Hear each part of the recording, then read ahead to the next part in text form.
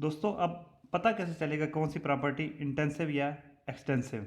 तो इसको जानने के लिए एक आसानी तरीका है कि जो आपका सिस्टम है, मेरे पास यहाँ पे एक वाटर कंटेनर है, यही मेरा सिस्टम है, उसको आप हाफ से काट लें।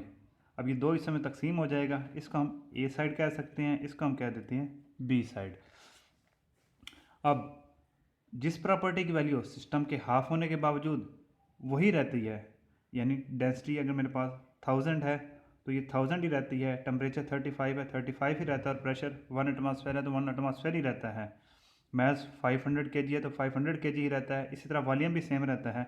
तो जिस प्रॉपर्टी की वैल्यू सेम रहती है सिस्टम के हाफ होने के बावजूद, तो वो प्रॉपर्टी होगी इंटेंसिव। अगर वो वैल्यू हाफ हो जाती है सिस्टम के हाफ होने के साथ, तो वो प्रॉपर्टी होगी एक्सटेंसिव।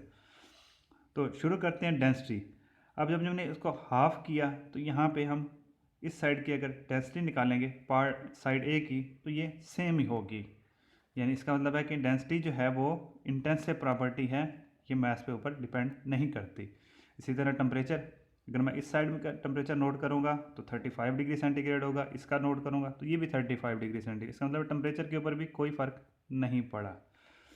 प्रेशर एटमॉस्फेरिक एक्ट कर रहा था दोनों साइडों के ऊपर, तो इसको हम हाफ कर भी दें तो प्रेशर के ऊपर कोई फ़र्क नहीं पड़ेगा। इसका मतलब प्रेशर भी है इंटेंसिव प्रॉपर्टी। इसी तरह हम आगे चलते हैं।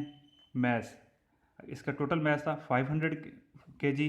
अब जब हम हाफ करेंगे तो दोनों का मास हो जाएगा 250 kg 250 kg। तो मैस यानी हाफ हो गया सिस्टम के हाफ होने के साथ, तो मैस हुआ एक्सटेंसिव प्रॉपर्टी।